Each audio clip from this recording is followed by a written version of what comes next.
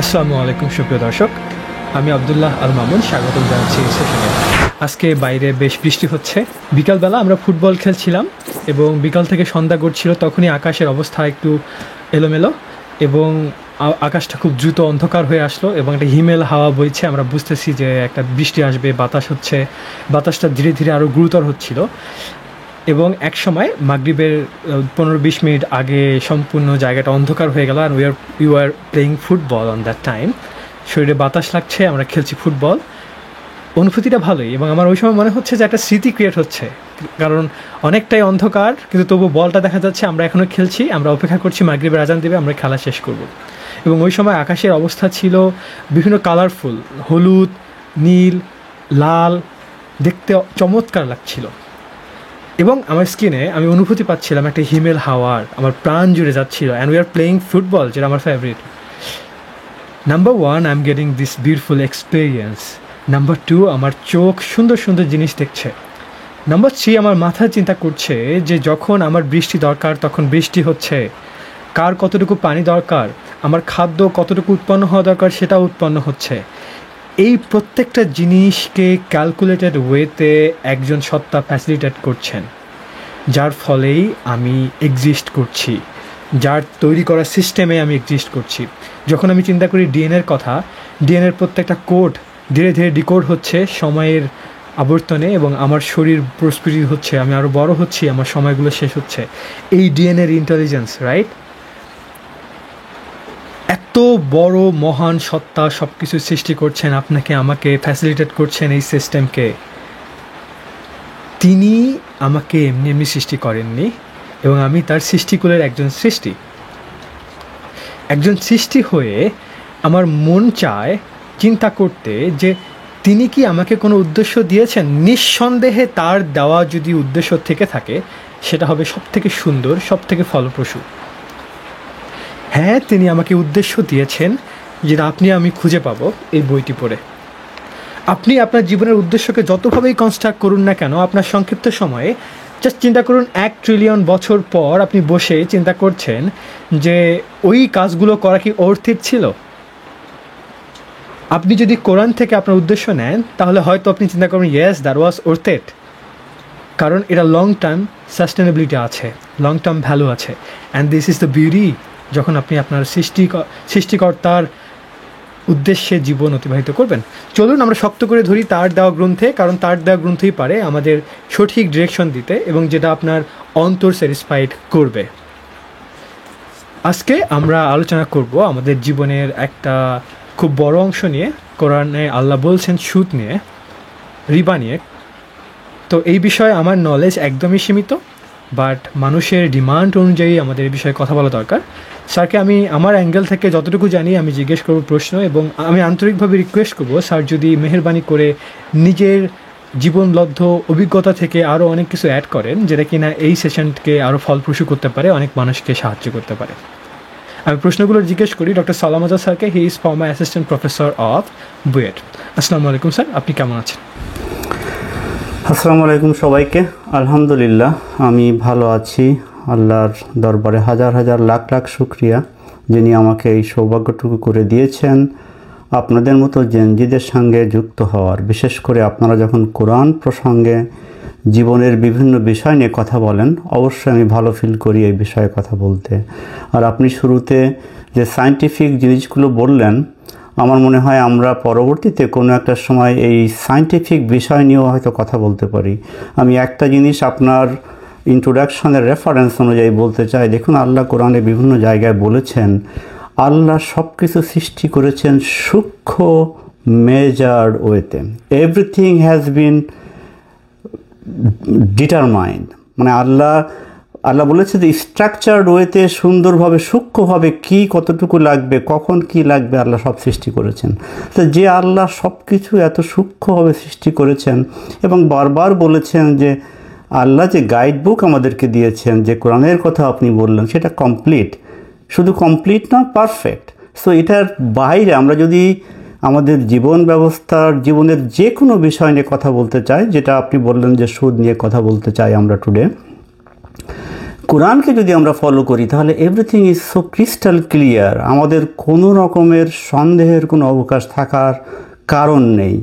অনেকেই হয়তো এই বিষয়টা নিয়ে বলবেন যে কেমন করে ক্রিস্টাল ক্লিয়ার, আমরা আলোচনা প্রসঙ্গে আমি দেখাবো কোরআনের কোন কোন আয়াতে এই প্রসঙ্গগুলো আসছে, এবং সেখান থেকে আপনারা যদি মনোযোগ দিয়ে এই কথাগুলো শোনেন তাহলে বুঝতে পারবেন যে আল্লাহ রাব্বুল আলামিন ক্লিয়ার করে সব কিছুই আমাদেরকে বলেছেন কোরআনে। আমাদের এর বাইরে যাওয়ার কোনো সুযোগ নাই, কনফিউশনের কোনো সুযোগ নাই। Thank you so much. যেহেতু কোরআনে সুদের কথা আছে, সো নো ডাউট আল্লাহ জানেন এটা একটা গুরুত্বপূর্ণ বিষয় একালের জন্য হলেও, এবং সর্বকালেই ছিল।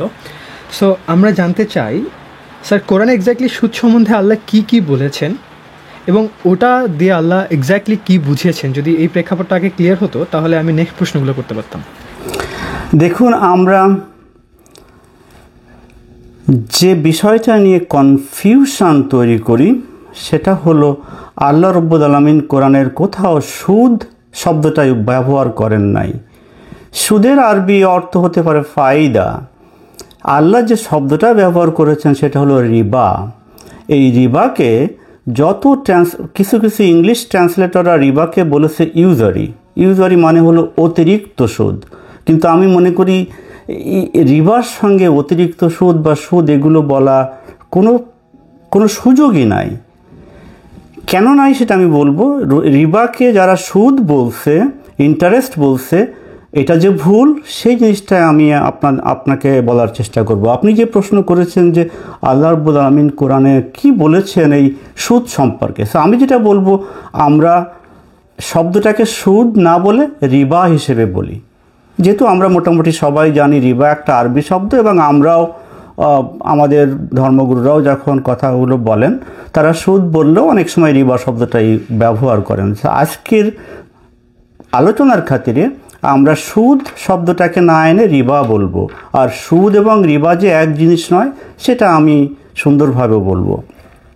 প্রথমে যে আয়াতগুলোতে রিবা শব্দটা এসেছে বা যে আয়াতগুলো রিবা সম্পর্কিত সেটা হলো খুবই সীমিত সংখ্যক কয়েকটা আয়াত।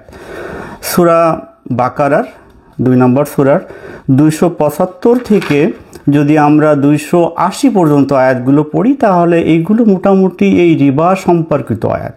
একেবারে রিবা সম্পর্কিত 275, 76, 77 এই রিবা সম্পর্কিত আসছে, বাট আমি বলবো 275 থেকে 280 এই বিষয়টা নিয়ে আল্লাহ রাব্বুল আলামিন বলেছেন। সো এই আয়াতগুলোকে আমরা বলবো যে রিবা সম্পর্কিত আয়াত আমাদের ক্লারিফিকেশনের জন্য।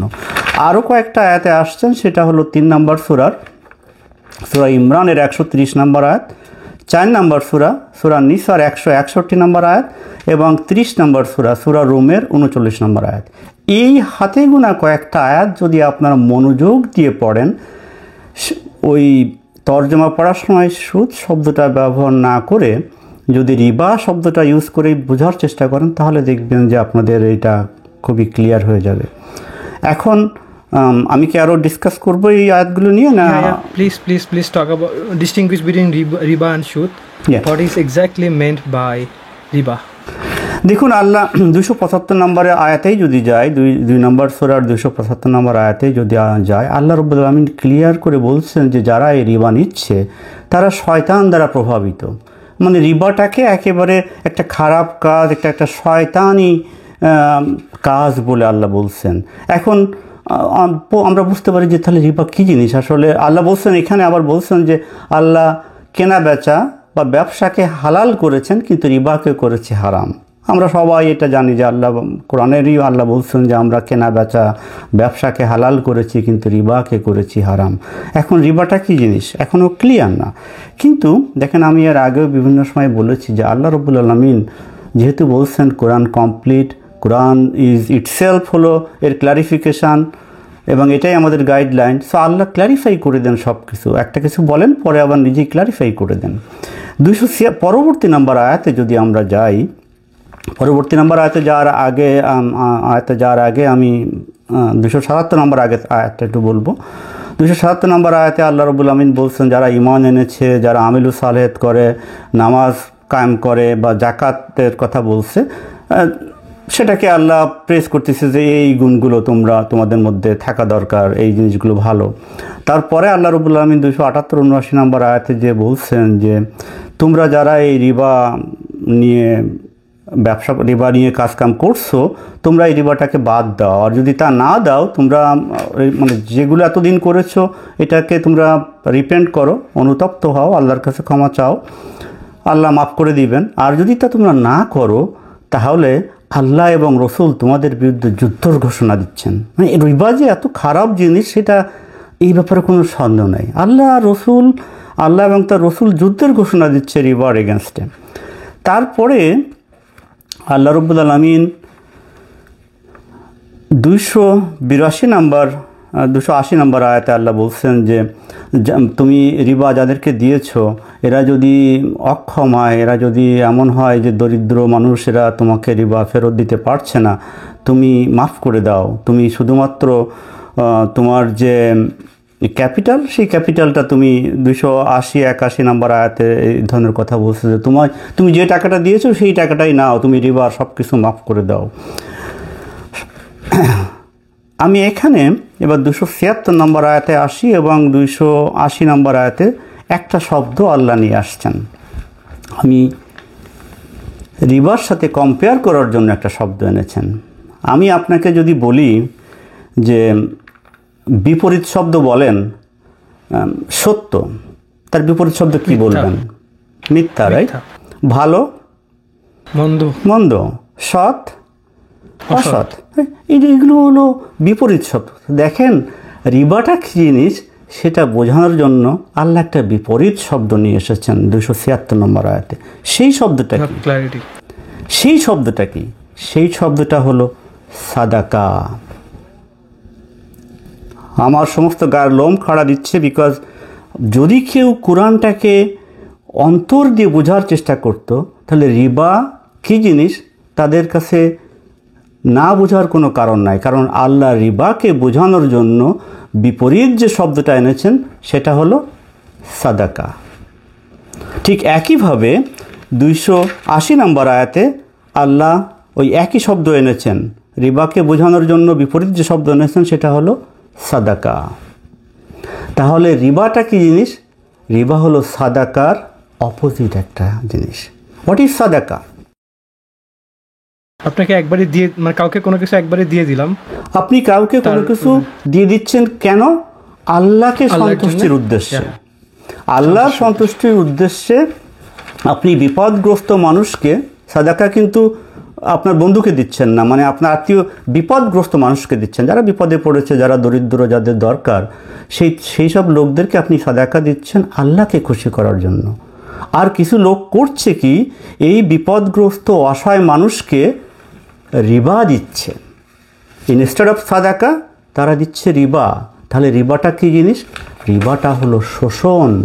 সাদাকা হলো আল্লাহকে খুশির উদ্দেশ্যে আপনি দান করে দিচ্ছেন, আর রিবাটা হলো আপনার নিজের গেইনের জন্য আপনি মানুষকে শোষণ করছেন যখন একজন মানুষ বিপদে পড়েছেন। রিবা আর সাদাকা কমপ্লিটলি অপোজিট শব্দ। এবং আল্লাহ রাব্বুল আলামিন বলছেন, আর একটা আয়াতে আল্লাহ রাব্বুল আলামিন জাকাতের কথা আনছেন রিবার অপোজিটে। সেটা যদি আপনারা দেখেন সূরা রুমের 30 নম্বর 39 নম্বর আয়াতে আল্লাহ জাকার কথা বলেছে। জাকা হলো আল্লাহ, আপনি যদি জাকা দেন তাহলে আল্লাহর কাছে এটা গ্রো করবে, কিন্তু রিবা আল্লাহর কাছে গ্রো করবে না। তাহলে রিবাকে বোঝানোর জন্য আল্লাহ যে শব্দগুলো এনেছেন অপোজিট শব্দ, সেটা হলো সাদাকা এবং জাকা। তাহলে রিবা হলো সাদাকা এবং জাকার অপোজিট একটা জিনিস। এখন এটা যে বলেন প্লিজ আমি যদি এখানে বলি যে দ্বিতীয় আয়াত আল্লাহ দেওয়ার মাধ্যমে অ্যালটারনেটিভ একটা সলিউশন আমাদের দিয়েছেন, যে instead of doing Rewa you can do সাদাকা অর জাকাত। So I cannot say directly that it's just total opposite, or I can say instead এটা হচ্ছে একটা অ্যালটারনেটিভ বা ভিন্ন অ্যালটারনেটিভ সলিউশন। আপনি যেটা বলছেন আমি এগ্রি করতেছি আপনার। তার মানে দেখেন ব্যাপারটা খেয়াল করেন, শব্দটা এনেছে সাদাকা এবং জাকা। সাদাকা এবং জাকা আপনি কাদেরকে দিচ্ছেন? বিপদগ্রস্ত মানুষকে যখন তারা বিপদে পড়ছে তাদেরকে হেল্পের জন্য। আর রিবাটা আপনি করছেন ওই বিপদগ্রস্ত মানুষকে, instead of helping you are oppressing them, আপনি তাদেরকে শোষণ করছেন, তোষণ করছেন। আমাদের সমাজে আমরা সুদ যেটা না সেটা আমি পরে আসছি, আমাদের সমাজে, মুসলিম সমাজে বিশেষ করে রিবা এখনও চালু রয়েছে এবং এত পরিমাণে চালু রয়েছে যেটা আপনি ভাবতেও পারেন না। আমি যেহেতু প্রতি বছর বাংলাদেশে যাই, গ্রামের বিভিন্ন লোকজনের সঙ্গে কথা বলি, আমি মনে করি রিবা চালু রয়েছে কিভাবে। আমাদের ধর্মগুরুরা সামহাও ফতোয়া দিচ্ছেন যে এই রিবা হালাল। এগেন তারা রিবা বলছে না, তারা অন্য একটা নামে বলছে। কিভাবে রিবা করছে আমি আপনাকে একটা রিবাটা কি জিনিস আমি আপনাকে এক্সপ্লেন করার চেষ্টা করি। এখন আমি যেটুকু বুঝেছি, মনে করেন আপনি একজন গরিব মানুষ, আপনার অনেক ধানের জমি আছে, আপনার ক্ষেতে ধানের ফসল একেবারে ধান পাকা হওয়ার অলমোস্ট 1 মাস আগে আপনার ঘরে খাওয়া নাই, কিন্তু আপনার ক্ষেতে ধান আছে। আপনি জানেন 1 মাস পরে আপনার যে ধান হবে সেই ধান বিক্রি করে ইউ উইল বি রিচ, মানে আপনার সারা বছরের খাওয়া জুটে যাবে। কিন্তু এই 1 মাস আপনার চলবেন, আপনার কোনো টাকা নাই, আপনার কোনো সেভিংস নাই, you can't go to a bank, আপনি কোনো ব্যাংকে যেয়ে কিছু করতে পারছেন না। আপনি তখন কি করছেন, গ্রামে একজন মাতবার যার কাছে টাকা আছে তার কাছে যে বলছেন যে ভাই আমার ঘরে কোনো খাওয়া নাই, এই আমাকে কিছু টাকা দাও। সে লোক বলছে যে টাকা তো তোমাকে আমি এমনি এমনি দিব না। তো বলছে যে না, এমনি এমনি আমি চাচ্ছি না, আপনি আমাকে এই টাকাটা দেন, 1 মাস পরে ধান কেটে আমি আপনাকে আপনার টাকা শোধ করে দিব। বলে যে না, আমার টাকা শোধ করার দরকার নেই, তুমি ধান কেটে আমাকে ধান দিবা। ঠিক আছে, উনি রাজি হয়ে যাচ্ছেন। 100 টাকা আপনি তাকে ধার দিচ্ছেন, তার খরচের জন্য সে বিপদে পড়েছে। আপনি কি চাচ্ছেন, ধান কেটে আপনি 1 মণ ধান দিবেন তাকে, এবং সে খুশি হয়ে রাজি হচ্ছে আপনাকে 1 মণ ধান দিতে। এটা কি 100 টাকা মূল্যের ধান না? না না না নো, আমি বলি আপনাকে যেটা হচ্ছে গ্রামে। আপনার গ্রামেও খোঁজ নিয়ে দেখেন, দিস ইজ এক্স্যাক্টলি হ্যাপেনিং। আপনার কাছ থেকে একটা লোক ধার নিচ্ছে, যার ঘরে এই মুহূর্তে কোনো কিছু নাই, সে বিপদে পড়েছে। সে 100 টাকা, মানে জাস্ট আমি উদাহরণের জন্য বলছি, 100 টাকা নিচ্ছে, বলছে যে আমি 1 মাস পরে ধান কেটে আপনাকে এতগুলো ধান দিব। ধরেন কথা প্রসঙ্গে বলছি 1 মণ ধান দিব, কিন্তু ওই 1 মণ ধানের দাম ওই 1 মাস পরে 200 টাকা। জাস্ট কথার কথা, এগেন জাস্ট আমি একটা এক্সাম্পলের মতো বলছি, 200 টাকা। তাহলে আপনি 100 টাকা দিচ্ছেন, 1 মাস পরে আপনি টাকা বেশি নিচ্ছেন না, বিকজ টাকা বেশি নিলে সুদ হয়ে যাবে, ইন্টারেস্ট বলবেন, মানুষ বলবে ইন্টারেস্ট নিচ্ছে। আমি ধান নিচ্ছি, আমি আপনাকে এটা বলছি যে আমি এটা ব্যবসা করছি, আমি 100 টাকা দিলাম, বিনিময়ে আমি একটা দ্রব্য নিলাম, 1 মণ ধান দিলাম। কিন্তু সেই 1 মণ ধানের দাম তখন ধরে নেন 120 টাকা, ধরে নেন 150 টাকা, ধরে নেন 200 টাকা, কথা প্রসঙ্গে ধরে নেন এটার দাম 200 টাকা। আপনি এটাকে জায়েজ মনে করতেছেন, আপনি এটাকে ফতোয়া দিয়ে বলছেন অ্যাবসলিউটলি জায়েজ, বাট কোরআনের দৃষ্টিকোণ থেকে দিস ইজ রিবা। কেন রিবা? আপনি এই লোকটা অসহায় মানুষ, তাকে 100 টাকা দিয়েছেন, 1 মাস পরে সে আপনাকে 1 মণ ধান দিবে, যার দাম ও ডাবল বা মাল্টিপল। আল্লাহ ওই ডাবল এবং মাল্টিপলের এগেনস্টে বলেছেন রিবাকে বলতে, যে আল্লাহ 3 নম্বর সূরার 130 নম্বর আয়াতে বলছেন যে রিবা হলো সেই জিনিস যে তোমরা একটা কিছু দিচ্ছ, তার বিনিময়ে ডাবল মাল্টিপল নিচ্ছ। সে 100 টাকা দিচ্ছেন, কিন্তু বিনিময়ে যে ধানটা নিচ্ছে তার মূল্য ডাবল বা মাল্টিপলড। আবার মনে করেন কোনো কারণে এই ধানের ঝড় বৃষ্টি এসে লোকটা ধান উঠাতে পারলো না, তখন তো সে বিপদে পড়ে গেল। তখন আপনি তাকে আরও অত্যাচার করছেন, তাকে আরও কিছু টাকা দিবেন যে ওকে আমাকে আরও বেশি দিতে হবে, এটা করতে হবে, ওটা করতে হবে। আল্লাহ তখন বলছেন যে তোমরা যারা এই কাজ করতেছো এটা মাফ করে দাও, তোমরা যদি চাও শুধুমাত্র তোমাদের যে মূলধন সেটা ফেরত চাইতে পারো, কিন্তু এর বেশি তোমরা চাইতে পারো না। 100 টাকা দিলে 100 টাকাই চাইতে পারো, এর বিনিময়ে বেশি কোনো কিছু চাইতে পারো না। তাহলে রিবা যেটা কোরআনের দৃষ্টিকোণ থেকে, রিবা হলো আপনি যখন মানুষকে দিচ্ছেন তার অসহায়ত্বের সুযোগ নিয়ে আপনি যা কিছু নিচ্ছেন সেটা শোষণ, সেটা মাল্টিপল, সেটা double. This is called Rewa. To clarify my concept, আমি জিজ্ঞেস করতে চাই যে যখন এই অসহায় লোকটার সঙ্গে গ্রামের মাতব্বরের একটা চুক্তি হয়, চুক্তিটা কি এই ভিত্তিতে হয় যে আমি আপনার কাছ থেকে 100 টাকা নিচ্ছি, তো এখন বর্তমান ধানের দাম হচ্ছে মন প্রতি 100 টাকা, তো আমি আপনাকে ওই 100 টাকার বিনিময়ে 1 মণ ধান দিব পরে? কখনো না, একেবারে না। আপনি যদি খোঁজ নিয়ে দেখেন একেবারে তা নয়। এবং এখানে কোনো লিখিত চুক্তি হচ্ছে না এবং অন্য কেউ জানছে না, এটা গোপনে এই কাজটা করা হচ্ছে গোপনে। এই লোকটা রাতের অন্ধকারে বা দিনের এই লোকের কাছে যাচ্ছে এবং সে বলছে যে ঠিক আছে আমি আপনাকে, মনে করেন শুধু এই 100 টাকা ধানের বিনিময় না হয় সে বিপদে পড়েছে, তার একটা মেয়ের হঠাৎ করে বিয়ে এবং এখন তার কাছে টাকা নাই, সে মেয়ের বিয়েটার জন্য টাকা নিয়ে আসছে, 100 টাকা না হয় সেটা 1000 টাকা 10,000 টাকা হতে পারে। বিনিময়ে সে টাকা দিচ্ছে না, বিনিময়ে সে একটা দ্রব্য দিচ্ছে, বেশিরভাগ ক্ষেত্রেই একটা ফসল দিচ্ছে এবং যে ফসলটার মূল্য তার থেকে কয়েক গুণে বেশি। This is what happening. এটা আমাদের সমাজে এখনই হচ্ছে এবং আমাদের ধর্মগুরুরা এটাকে জায়েজ এবং হালাল বলেছেন।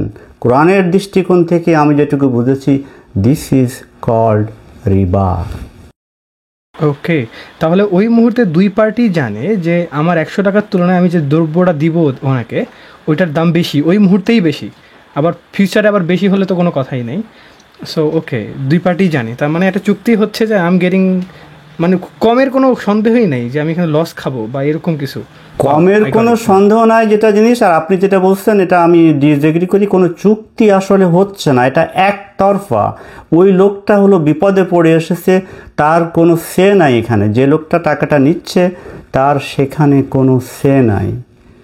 সে যে এটা কোনো লিখিত চুক্তি হচ্ছে না, এটা কোনো সাক্ষী মারফত হচ্ছে না, এটা ভেরি সিম্পলি বলছি যে আমি বিপদে পড়ছি, আমাকে সাহায্য করেন, সাহায্যের বিনিময়ে আমাকে এই দিতে হবে। সে রাজি হচ্ছে, as a matter of fact সে রাজি হচ্ছে, কারণ তার তো আর কোনো উপায় নাই। দেয়ার ইজ নো ট্রান্সপারেন্সি, এখানে কোনো ট্রান্সপারেন্সি নাই। দেখুন অসহায় হয়ে রাজি হচ্ছে। দেখুন এটাকে যে লেনদেন, এটাকে যে ব্যবসা বলা যাবে না সেটা ক্লিয়ার। তার কারণ এর পরবর্তী যে আয়াতটা আসছে 282 নম্বর আয়াত, কোরআনের সবচেয়ে লম্বা আয়াত হলো 282 নম্বর আয়াত। এই আয়াতটা আসছে এই রিবার কথাগুলো বলার পরে, যে কিভাবে লেনদেন হতে হবে, কিভাবে ট্রানজ্যাকশান হতে হবে। সবচেয়ে বড় আয়াত, কিভাবে অনেকগুলো শর্ত আল্লাহ বলেছেন। প্রথম শর্ত হলো এটা লিখিত হতে হবে, মুখে মুখে হবে না, it has to be written down.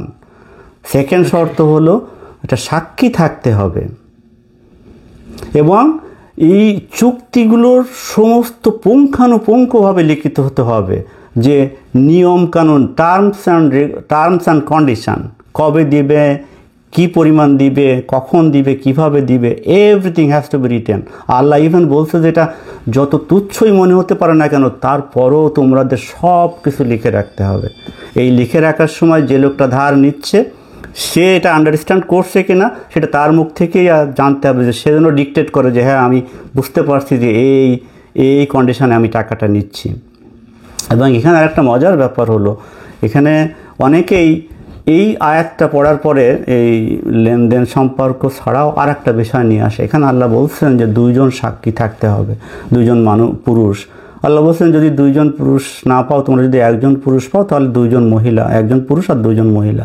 অনেকেই মনে করেন এই আয়াতের মাধ্যমে, যদিও আমরা এই প্রসঙ্গ থেকে একটু ভিন্ন প্রসঙ্গ, যে তার মানে কি আল্লাহ 1জন পুরুষ মানে কি 2জন মহিলা, তা নয়। আল্লাহ সেটাও ক্লারিফাই করেছেন 2জন মহিলা কেন, যে যদি কেউ একজন ভুলে যায়, কেউ যদি ভুল করে তাহলে আরেকজন যেন তাকে মনে করিয়ে দিতে পারে। কেন এটা বলেছেন, আমি অপ্রাসঙ্গিক হলেও এটা বলা দরকার যেহেতু আয়াতটা আমরা নিয়ে আসছি। কেন আল্লাহ বলেছেন? দেখুন, আপনি করছেন ফাইন্যান্সিয়াল ডিলিংস আর একটা লোকের সাথে, একটা মহিলাকে আপনি সাক্ষী হিসেবে ডাকছেন, শি হ্যাজ নো ইন্টারেস্ট, তার এই ব্যাপারে কোনো ইন্টারেস্ট নাই। তার ইন্টারেস্ট কিসে? তার ইন্টারেস্ট হলো তার সংসার দেখাশোনা, তার বাচ্চা কাচ্চা টেক কেয়ার করা, তার স্বামী সংসার, তার যেসব কাজকাম আছে সেইগুলো নিয়ে। কিন্তু আপনি যেহেতু একটা মানুষ পান নাই, তাই তাকে ডেকেছেন সাক্ষী হিসেবে। সে তো ভুলে যাওয়াটাই তার জন্য স্বাভাবিক, কারণ তার এটার ইন্টারেস্ট একেবারে নাই। তা সেজন্য ভুলে যে অন্য কিছু না বলে, সেজন্য আল্লাহ তাকে প্রোটেক্ট করার জন্যই বলছেন যে 2জন মহিলাকে নিয়ে আসো। যদি একজন ভুলে যায় তাহলে আরেকজন যেন তাকে মনে করিয়ে দেয়। মনে করে দেয়। ইট ইজ সিম্পলি নট যে একজন মানুষ একজন পুরুষ মানে দুইজন মহিলার সমান। নো, এটা এগেন আমরা এই প্রসঙ্গে আর যাব না, যদি এই প্রসঙ্গে অন্য সময় কথা বলতে হয়। তাহলে এখান থেকে আমরা যে জিনিসটা বুঝলাম সেটা হলো রিবা হলো যে আপনি একজন মানুষকে অপ্রেস করার জন্য, শোষণ করার জন্য যে টাকাটা দিচ্ছেন মানুষকে, সেটা হলো রিবা। ইটস নাথিং আমাদের যে লেনদেন এখন এই 282 নম্বর আয়াতের লেনদেনের যে ব্যাপারটা, সেই সাথে আমরা এখন যেটাকে সুদ বলি, ইন্টারেস্ট বলি, সেটাকে আমরা কম্পেয়ার করতে পারি। আমরা সেই প্রসঙ্গে আসবো। তাহলে আমি যেটা আপনাকে এখন বলতে চাচ্ছি, আল্লাহ রাব্বুল আলামিন কোরআনে যে রিবার কথা বলেছেন, সেই রিবা আর এই ব্যাংকের যে আমরা যেটাকে ইন্টারেস্ট বা সুদ বলি, সেটা এক জিনিস নয়। এই ব্যাপারে যদি কেউ আর্গিউ করতে চায়, প্রশ্ন করতে চায়, ডিসকাস করতে চায়, লেটস কাম টুগেদার, আসুন আমরা ডিসকাস করি, আলোচনা করি। আপনি হয়তো বলবেন যে তাহলে কি করে হলো, বছরের পর বছর, শত শত বছর ধরে আমরা সুদকে নাজায়েজ করেছি, সুদকে বলেছি। কিভাবে হলো জানেন? সূরা তাওবা 9 নম্বর সূরার 97 নম্বর আয়াতে আল্লাহ রাব্বুল আলামিন একটা কথা বলেছেন। আল্লাহ বলেছেন, the Arabs are worst in disbelief and hypocrisy, এবং মোস্ট লাইকলি তারা জানে না যে আল্লাহর যে লিমিটটা কি, আল্লাহ কোনো প্রসঙ্গে যে লিমিটটা কি দিয়েছে এটা তারা জানে না বা বোঝে না। তাই তারা আল্লাহর গাইডলাইনকে ভুলে যে অন্য কিছু নিয়ে আসার চেষ্টা করে। দেখেন আল্লাহ রাব্বুল আলামিন ক্লিয়ার করে যে জিনিসগুলো, যে আয়াতগুলো বলেছেন, সে আয়াতগুলোর থেকে আমরা বাইপাস করে আমরা এখন যে ট্রানজ্যাকশান, আমরা ব্যাংকের সাথে যে লেনদেন করছি, ইট ইজ এ ব্যবসা। সেই ব্যবসাকে আমরা বলছি রিবা বলে, আমরা বলছি এটা হারাম। আর আমরা এখনও মুসলিম বিশ্বে মুসলমানরা, ধর্মপ্রাণ মুসলমানরা মানুষকে টাকা দিয়ে তার বিনিময়ে ডাবল মাল্টিপল ধান নিচ্ছে বা অন্য ফসল নিচ্ছে, যেটাকে আমরা হালাল বলছি। This is against Quranic guideline. Allah এটাই বারবার বলেছেন যে আমরা হিপোক্রেসিতে লিপ্ত হয়ে আছি, আমরা আল্লাহর যে লিমিট সেটাকে ফলো করছি না, সেটাকে বিশ্বাস করছি না। Thank you so much. আমরা যখন প্রোগ্রামিং করি তখন একটা শর্তের পর একটা শর্ত হলে ঘটনাগুলো আবার ভিন্নভাবে ঘটা শুরু হয়। তখন প্রত্যেকটা ঘটনাকে আমরা কেস বাই কেস ভাগ করি।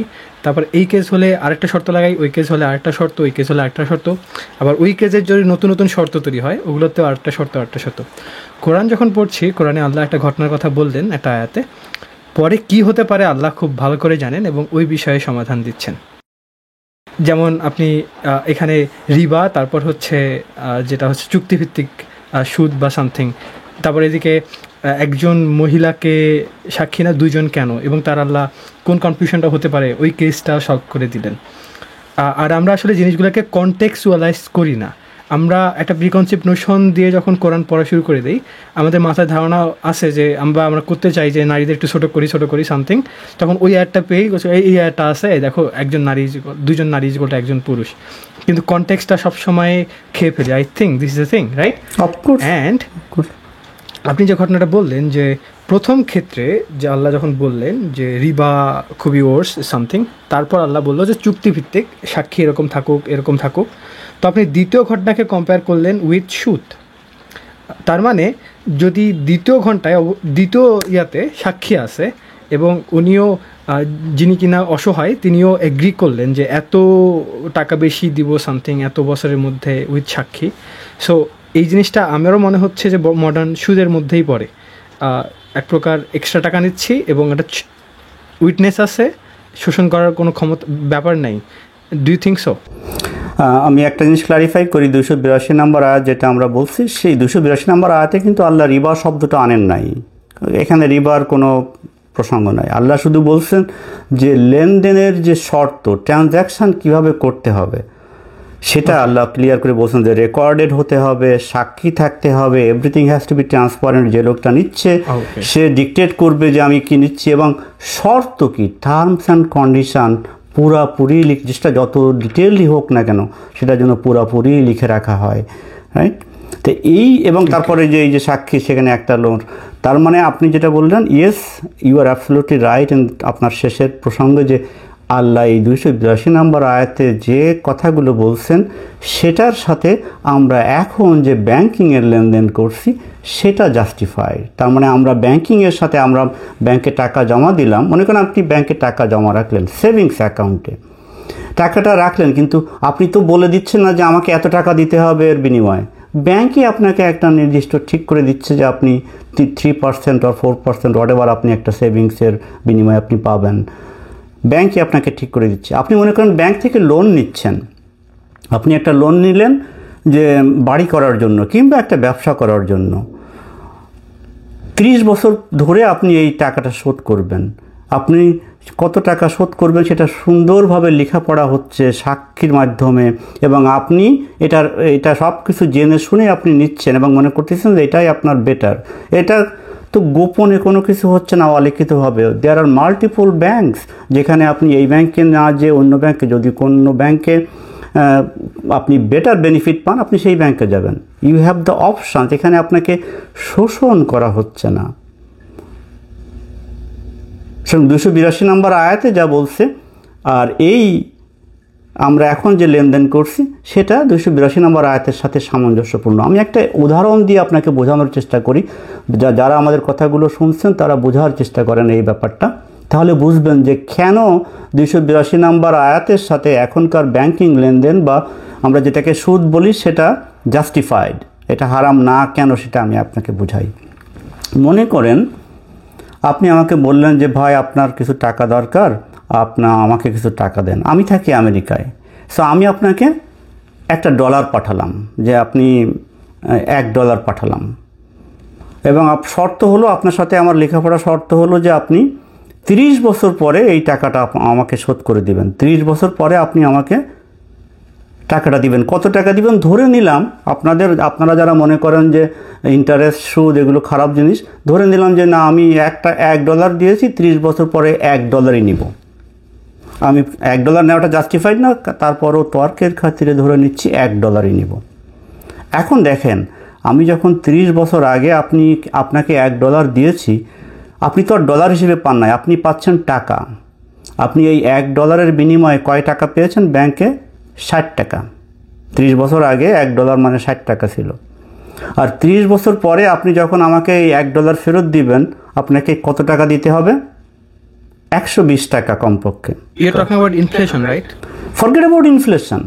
Okay. আপনি আমার কাছ থেকে আপনাকে আমি $1 দিয়েছিলাম 30 বছর আগে, 60 টাকা পেয়েছে। আপনি বাংলাদেশে ব্যাংকে গেলে আপনাকে 60 টাকা দিয়েছে, কারণ আমি আপনাকে পাঠিয়েছি $1, আপনি পেয়েছেন 60 টাকা। আর 30 বছর পরে আপনি আমাকে ওই $1 ফেরত দিবেন, কিন্তু আপনি তো ডলারে ফেরত দিচ্ছেন না, আপনি টাকায় ফেরত দিচ্ছেন। তো যখন ব্যাংকে গিয়ে বলবেন যে আমি এই ভদ্রলোককে $1 ফেরত দিতে চাই, তখন কত টাকা দিতে হবে আপনাকে? 120 টাকা। 120 টাকা। তাহলে আপনি নিয়েছিলেন 60 টাকা, দিচ্ছেন 120 টাকা। তো এটা কি হারাম? আমি তো $1 দিয়েছিলাম, আবার $1 নিচ্ছি। No, I do not think so. কেন? কিন্তু এখনকার আমরা যারা এই ফতোয়া দিচ্ছে যে ইন্টারেস্ট এবং সুদ হারাম, তাদের অনুযায়ী তো এটা হারাম, কারণ আপনি তো নিয়েছিলেন 60 টাকা, আপনি এখন ফেরত দিচ্ছেন 120 টাকা। আমি কি একটু বলবো এদিকে? অবশ্যই বলেন। এখানে 60 টাকা এক্সট্রা হলো 30 বছর পর। যদি আমি একটু চিন্তা করি তাহলে এটা ডলার এবং টাকার একটা আমাদের দেশের বাণিজ্য অ্যান্ড ইনফ্লেশন সব কিছু চিন্তা করে এটা একটা লব্ধি 60 টাকা বেড়েছে 30 বছরে। কিন্তু ব্যাংকের ক্ষেত্রে কি হিসাবটা এমন হয় নাকি? ব্যাংকে হচ্ছে সাপোজ ধরলাম যে 30 বছর পর টাকার মান কমে যাচ্ছে, ব্যাংকে হচ্ছে প্রতি বছরে আমাকে 100 টাকার জন্য 110 টাকা পে করতে হবে, এবং ইনফ্লেশন হচ্ছে 5%, 5 টাকা। তো ঠিক আছে, ব্যাংক যদি বলে যে ইনফ্লেশন যত হবে তত টাকা সহ বেশি করে আমাকে আপনি ফেরত দিবেন, কিন্তু তার থেকে তো এক্সট্রা একটা আরও 5 টাকা লাভ নিচ্ছে। আমি যেটা বলতেছি যে 1 বছর পর যদি 100 টাকা নিয়ে আমি ব্যাংকে আবার ফেরত দিই, তাহলে ইনফ্লেশন যদি 5% হয় তাহলে 105 টাকা দিব, কিন্তু 110 টাকা যে হয়ে যাচ্ছে অনেক ক্ষেত্রেই।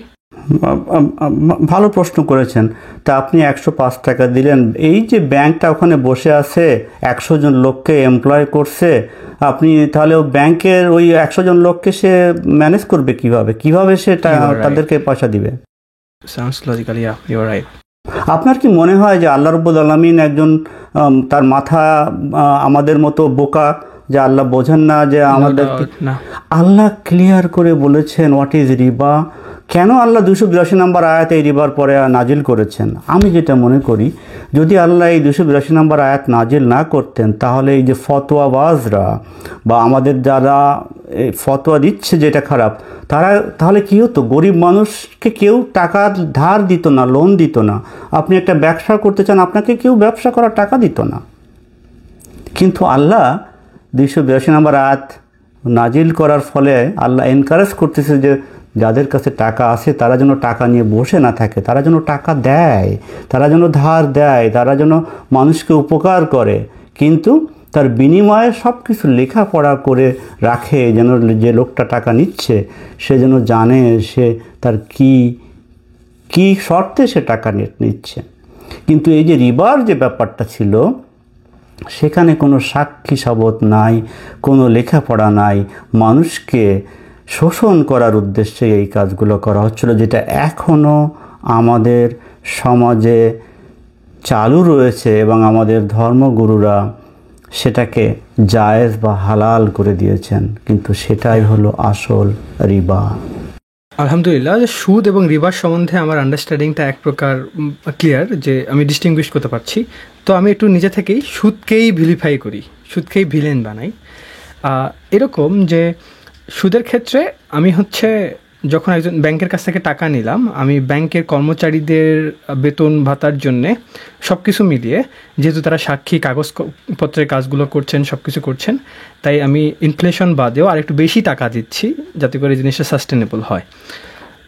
আর একটা জিনিস কি, আমি যদি সোসাইটিতে, সোশ্যাল সিস্টেমে আরেকজন মুমিন ভাইয়ের কাছ থেকে টাকা নেই, সে হয়তো আমার কাছে বলতে পারে যে দেখ তুই এত টাকাই নে, আমার ইনফ্লেশনের লসটা হোক, সমস্যা নেই। অথবা ইনফ্লেশন সহ সে টাকাটা আমার কাছে চাইলো যে 100 টাকা প্রতি বছরে 5% ইনফ্লেশন হয়, পরের বছরে দিলে তুই 5 টাকা বেশি দিস।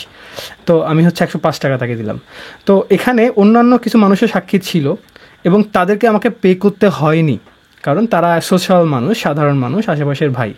তো যদি আমি ব্যাংকের সুদকে ভিলিফাই করি, একটা ইমানি জোরের কারণে মানুষ রেসপন্সিবল, একজনের বিপদে আগিয়ে আসলাম, তাই আমি যে ম্যানেজমেন্ট করছি, আমি যে সাক্ষী আছি, আমি যে কাগজ কলমের হিসাব রাখছি, তাই আমি টাকাটা নিলাম না।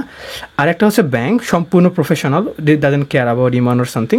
তারা বলছে ভাই দেখো, আমি তোমার জন্য কাজ করছি, আমি সাক্ষী থাকতেছি, আমি কাগজপত্রে সব লিখে রাখতেছি, আমাকে একটু চার্জ দাও। দুইটা কিন্তু ডিফারেন্ট জিনিস।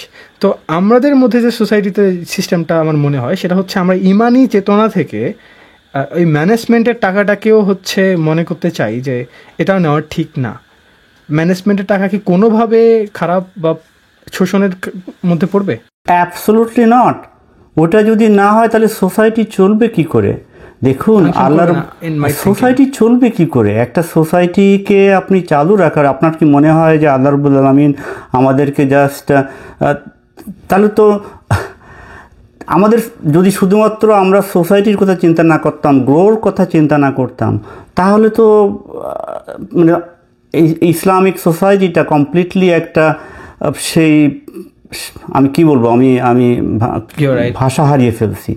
সোসাইটিটাকে সাস্টেন করার জন্য, গ্রো করার জন্য আপনাকে এই লেনদেন সোসাইটিতে একটা কিছু করতে হবে, এবং সেই কারণে আল্লাহ 282 নম্বর আয়াতে এত সুন্দর করে সব কিছু বলেছেন। দেখেন, আপনি যদি এই লোনটা না নিতে পারতেন তাহলে আপনি বাড়ি বানাতে পারতেন না। এই লোনটা না নিতে পারলে আপনি একটা ব্যবসা করতে পারতেন না।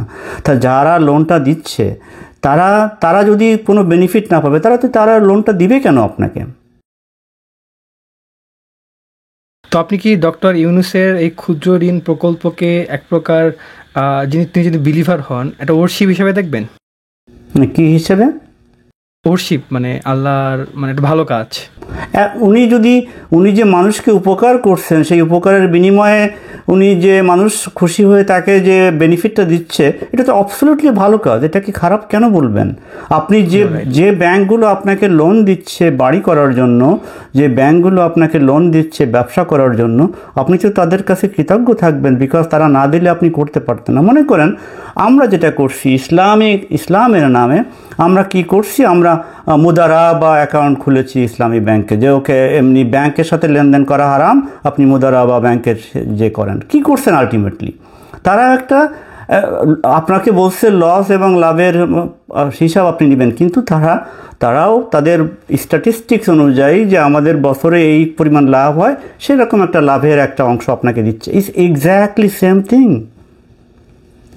এটা আপনাকে শুধুমাত্র আই ওয়াশ করার জন্য, আপনাকে শুধুমাত্র যেহেতু হিপোক্রেসি, আপনার যে আয়াতের কথা বললাম 9 নম্বর সূরা 97 নম্বর আয়াতটা আল্লাহ যেটা বলছেন যে যারা আল্লাহর জিনিসে বিশ্বাস করে না, যারা হিপোক্রেট, তারাই আল্লাহর যে বাউন্ডস, আল্লাহর যে লিমিট, সেইগুলোকে বুঝতে না পেরে উল্টাপাল্টা জিনিসপত্র এনে দিচ্ছে এবং বলতেছে এটাই জায়েজ। মনে করুন আমরা এর আগে হিজাব নিয়ে কথা বলেছি, কিন্তু দেখেন আল্লাহ রাব্বুল আলামিন কি সুন্দর করে কোরআনে বলেছেন যে মডেস্টি, মেয়েদের কতটুকু করা দরকার, কিন্তু আমরা কি করছি? আমরা সেই লিমিটটা না মেনে আমরা মুখ ঢাকা হিজাব নিয়ে এসেছি, আমরা মনে করছি যে ওইটাই বেটার, কিন্তু আল্লাহ তো তা বলেন নাই। ঠিক একইভাবে আল্লাহ রিবার কথা বলেছেন, রিবাকে হারাম করেছেন, ব্যবসার করার কথা হারাম করেন নাই। আপনি এই যে ব্যাংক তো আপনার সাথে ব্যবসা করছে আপনাকে লোন দিয়ে, কিন্তু দেখেন আমরা যারা আমেরিকাতে থাকি, এখানে আমরা অনেকেই ক্রেডিট কার্ড ইউজ করেন। ক্রেডিট কার্ড কোম্পানিগুলো যেটা করে, আপনি যদি একদিন আপনার টাকা দিতে দেরি হয়ে যায়, এমনিতে তার কোনো চার্জ নাই, কিন্তু যদি দেরি হয়ে যায় তখন তারা একটা অতিরিক্ত টাকা চার্জ করে, এবং কোনো কারণে যদি আপনি মাসের টাকা মাসে দিতে না পারেন, তখন একটা আউটরেজিয়াসলি 20% 21% একটা ইন্টারেস্ট চার্জ করে। ওটাকে যদি কেউ বলে যে এটা রিবার পর্যায়ে পড়ে, আমি এগ্রি করি যে ইটস কাইন্ড অফ রিবা। আপনি তাকে অপ্রেস করছেন, একটা মানুষ সময় মতো টাকা দিতে পারে নাই, তাই তাকে, যদিও যখন সে ক্রেডিট কার্ডটা নিয়েছিল তখন তার শর্ত লেখা ছিল, কিন্তু ইট ওয়াজ ইনজাস্টিস। দেখেন রিবা সম্পর্কে বলতে যে আল্লাহ কিন্তু যে শব্দটা এনেছেন, সেখানেও কিন্তু ইনজাস্টিসের কথা বলেছেন, যে আপনারা যেন ইনজাস্টিস না করেন। এই রিবা হলো মানুষের অসহায়ত্বের সুযোগ নিয়ে আমরা ইনজাস্টিস করছি। কিন্তু আপনি স্বাভাবিকভাবে আপনার মানে ব্যবসা করার জন্য, আপনার বাড়ি বানানোর জন্য, বা আপনি যখন মনে করেন আপনার কিছু টাকা লাগবে, ব্যাংক থেকে আপনি একটা সুন্দরভাবে লেখাপড়ার মাধ্যমে কিছু টাকা নিচ্ছেন, কবে ফেরত দিবেন, 15 বছর পরে না 30 বছর পরে, সব কিছু লেখাপড়া করে নিচ্ছেন, এটাকে কোনোভাবেই রিবার সাথে তুলনা করা যায় না। এবং যে এক্সাম্পলটা আমি আপনাকে দিলাম, যে আমি আপনাকে $1 দিয়েছিলাম, 30 বছর পরে আপনি যদিও 60 টাকার বিনিময়ে আপনি 120 টাকা দিচ্ছেন, সেটাকে যদি কেউ বলে এটা রিবা, এটা খারাপ, absolutely not, it cannot be. Okay, আমার প্রিকনসিভ নোশন ছিল, তাই ডাইজেস্ট করতে একটু কষ্ট হলেও আমার লজিক্যাল মাইন্ড একটু অ্যানালাইসিস করে বলতেছে আপনারটাকেই আমাকে মেক সেন্স করছে আপনার কথা। কিভাবে 282 নম্বর আয়াতের আগে রিবার কথা বলছেন, এবং 282 নম্বর আয়াতে কি আল্লাহ কীভাবে ট্রানজ্যাকশন করতে হবে এগুলোর নিয়ম নীতি দেখিয়েছেন? 282 নম্বর আয়াতের সবচেয়ে বড় আয়াত, এবং সেখানে সমস্ত ট্রানজ্যাকশনের অল দ্য গাইডলাইন আল্লাহ ওখানে বলেছেন, যে রেকর্ড থাকতে হবে, রুলস অ্যান্ড রেগুলেশনস থাকতে হবে, টার্মস অ্যান্ড কন্ডিশনস থাকতে হবে, উইটনেস থাকতে হবে। তারপর ইভেন 282 নম্বর পরের আয়াতে বলছেন যে আপনারা যদি ট্রাভেলিংয়ের সময় যে ঠিকমতো লেখাপড়া করতে পারতেছেন না, তখন এই যে আমরা যে বন্ড সিস্টেম, যে একটা যে ওটাকে কি বলে বন্ডের বাংলা, যে একটা বন্ড জামিনদার থাকবে একজন, সেটা 283 নম্বর আয়াতে বলছেন।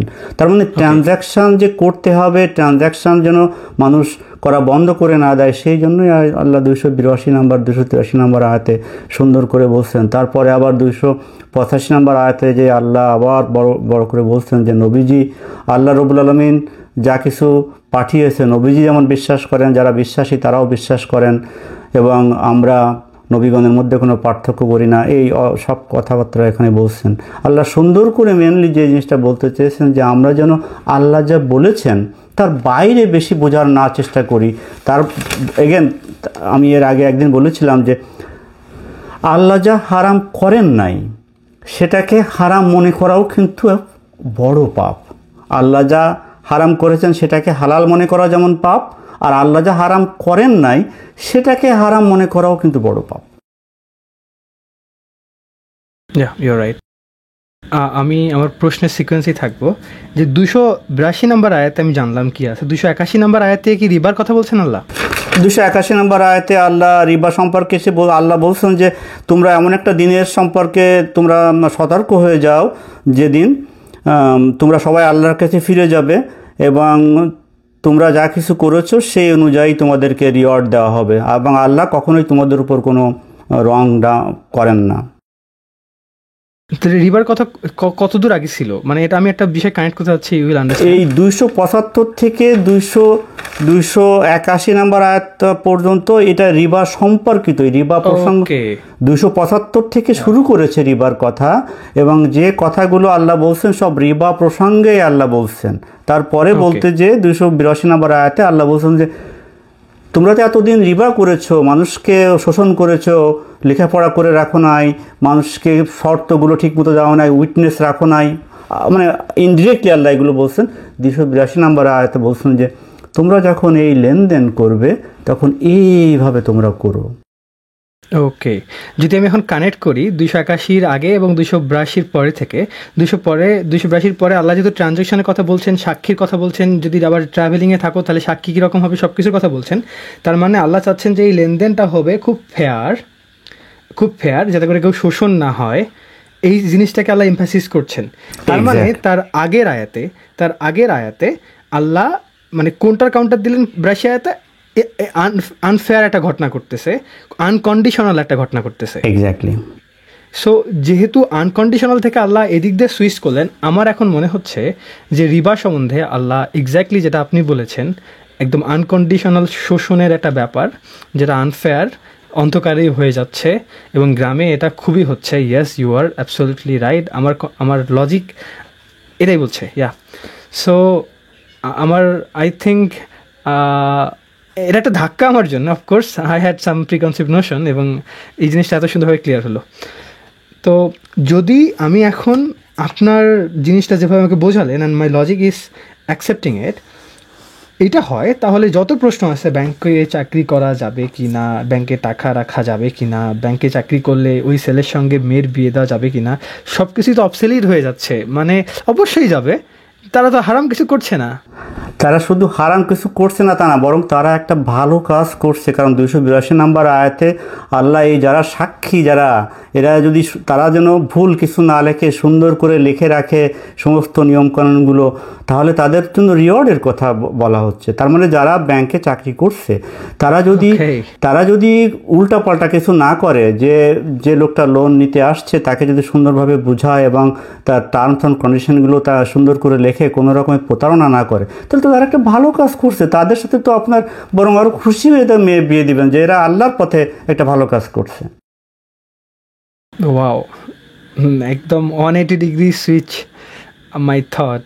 এবং সুইচটা হচ্ছে তার কারণ হলো আমরা কোরআন দেখেন দুইটা জিনিস, একটা হলো আমরা কোরআন পড়ছি না, আর একটা হলো যারা কোরআন পড়ছে তারা কোরআন পড়ে হয়তো বুঝছে না ঠিক মতো, কারণ তাদের প্রি কনসেপ্ট একটা নোশন রয়ে গেছে। আর একটা হলো যে অনেকেই যে বুঝছে না তা আমি বলবো না, আমরাই কি শুধু স্মার্ট? নো, অনেক লোক বুঝছে কিন্তু তাদের সেই সাহসটা হচ্ছে না বলার। যেহেতু মানুষ, আপনি যখন বলবেন এই কথাগুলো, আপনাকে মানুষ হুমকি দিবে, জানের হুমকি দিবে যে আপনি রিবা নয়, আমরা তো রিবাকে হালাল করছি না, সুদকে হালালের কথা বলছে। সুদ এবং রিবা এক জিনিস নয়।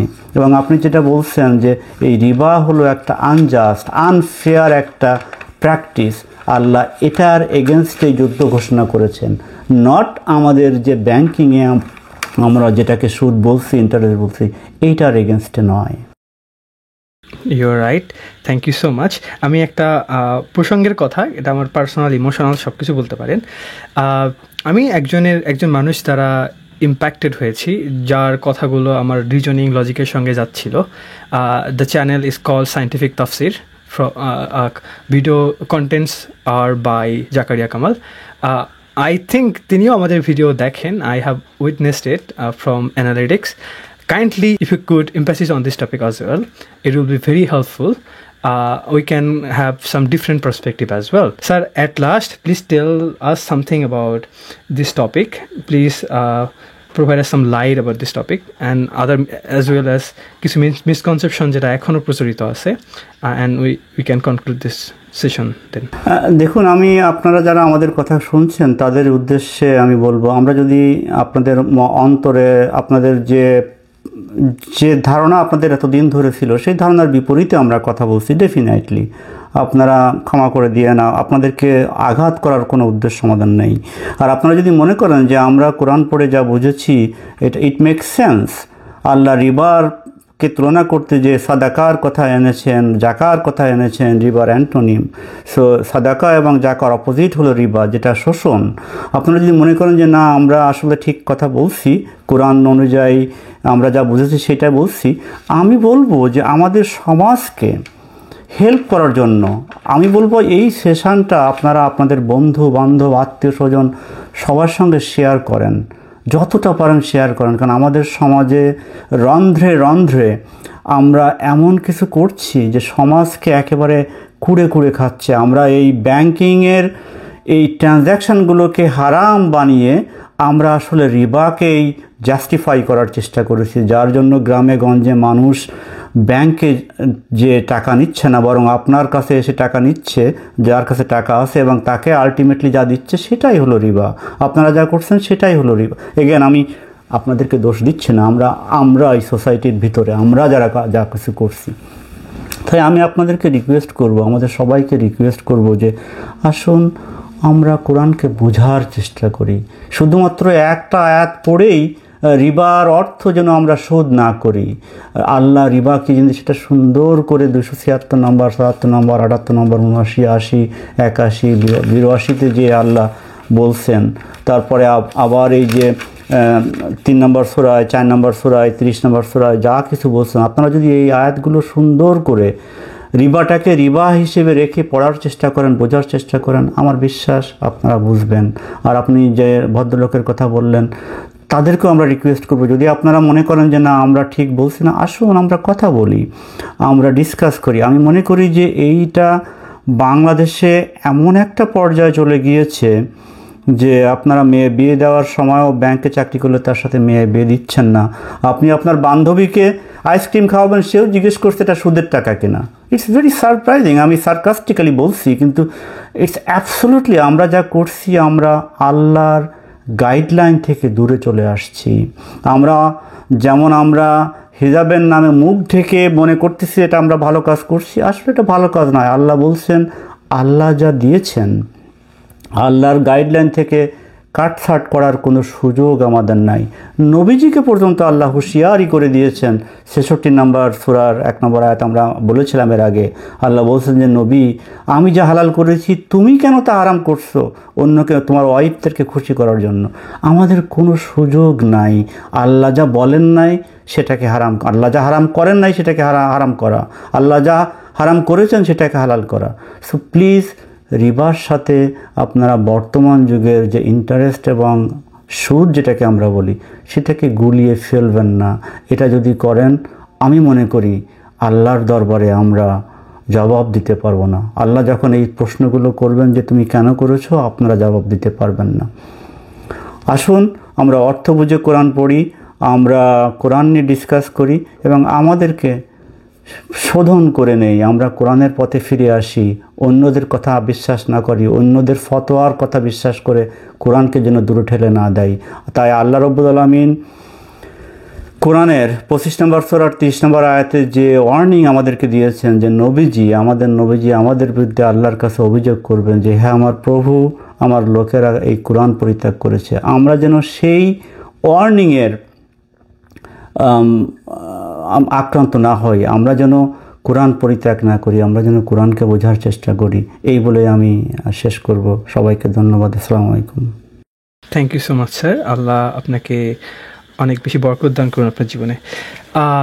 একটা জিনিস আমি বলতে চাই, এমন অনেক ঘটনা ঘটেছে যে কোনো একটা প্রবলেম সলভ করবো, সফটওয়্যারাইজ সামথিং, যে আমার মনে হয় না যে আমি কখনো এটা করতে পারবো, কিন্তু তবুও একদিন সাহস করে সময় দিচ্ছি, একটার পর একটি স্টেপ হচ্ছে এবং এক সময় কাজটা হয়ে যায়। এবং দূর থেকে যখন জুম আউট করে আমি দেখি আমি এটা করেছি, আমার মাথায় আসে না। অ্যাট দ্য সেম টাইম যখন আমি ইঞ্জিনিয়ারিং প্রিপারেশন নিয়েছিলাম, মাই পার্সোনাল এক্সপিরিয়েন্স, এমন অনেক ম্যাথ ছিল যেগুলো আই থট আমি পারবো না, বাট যখন দীর্ঘক্ষণ ম্যাথটা শুধু দেখছি কোন দিক দিয়ে যে আমি সলভ করে ফেললাম, আই ডোন্ট নো দ্যাট।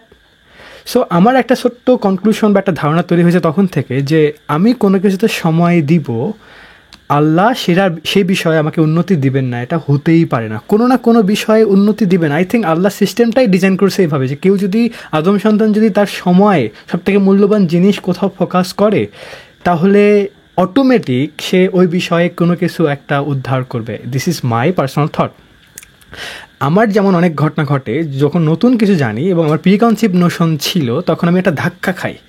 ধাক্কার সঙ্গে কিন্তু আমাদের যদি এমন হই ভেরি বায়াস, তখন রাগ হই, গালি দেই।